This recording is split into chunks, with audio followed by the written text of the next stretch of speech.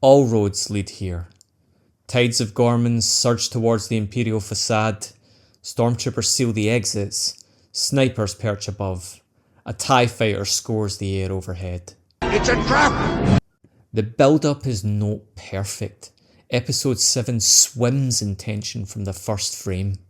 Gorman Plaza brims with media, covering a sharp escalation in rebel attacks. The air crackles with discontent. No side quests, no filler, no patience for detours. Just one event, one story, experienced not told, through multiple perspectives in real time. It gives you focus. Dead Ramiro orchestrates the final moves of the seizure of Gorman, with Captain Cairo set to execute her plan. Meanwhile, Luthen sends Andor to assassinate her. As the newly completed Imperial building opens, waves of protesters flood the plaza. Slow, relentless, inevitable. Amid the orchestrated chaos, Cyril senses something wrong and confronts Dedra, trying to grasp what he's helped set in motion. But it's unstoppable. Even rebels who know it's bait can't stop the tide. Cairo deliberately sends untested rookies to manage the crowd, then gives the order.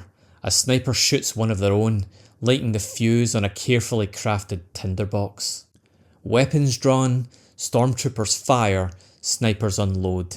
The scene collapses into carnage. A massacre unfolds, cloaked in plausible deniability for the Empire. A masterclass in engineering evil, with reporters on site to pin it on the Gorman rebels. This show has often felt unfocused, with too many plots leading nowhere. Trim half the season and the story wouldn't miss a beat. But now, finally it comes together. And props to the creators. Half the challenge of telling Star Wars in this era, beyond the usual Hollywood baggage, is that we already know the ending. But we've never seen it done this smart, this deliberate, or menacing. It's a horror story unfolding in broad daylight. Rogue One gave us the best Star Wars of the modern era with its ending. Poignant, terrifying, and satisfying. 5 minutes of perfection tacked onto a well-conceived but ultimately wounded film. Andor mirrors that, but sustains it. A culmination of precise Imperial manoeuvring. The Empire tightens its grip on Gorman, cold and calculated, unstoppable. Senior officers watch from a distance, unsympathetic and satisfied. Below, fire and bodies fill the streets. Mission accomplished. No speeches, no rage, just a system, silent and exact, delivering death on a schedule. And that's all before the final episode. Mon Mothma risks arrest speaking out at the Senate.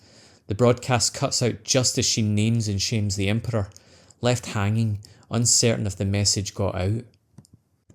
I loved this. The near miss of Andor and Cyril in the crowd before the fighting, only for them to tangle together later. Cyril's face throughout as he watches in horror, complicit, a man buried at the bottom of a pyramid of lies. The KX droids flinging bodies around like toys. The helplessness of those who see death coming. The desperate broadcasts pleading for the truth to get out. Mon Mothma's chilling warning about the distance between what is known and what is being said. A warning for all times. We haven't felt the sustained threat of the Empire like this since The Empire Strikes Back, or the emotional weight since The Return of the Jedi. Rogue One managed it for 5 brilliant minutes, but Andor sustains it, and weaves in the kind of political intelligence the prequels could only dream of. It's really fucking good. This knocked me off my seat. I couldn't believe what I was watching. This is what we've been waiting for in the Disney era. Thrilling, devastating, unmistakably intelligent. This is the high water mark for modern Star Wars. There's a massive gulf between this and anything in the sequel trilogy or streaming shows. It'll be hard to equal, let alone top, in the finale. I still don't fully trust them, but credit where it's due, this was special. Confusiasm, out.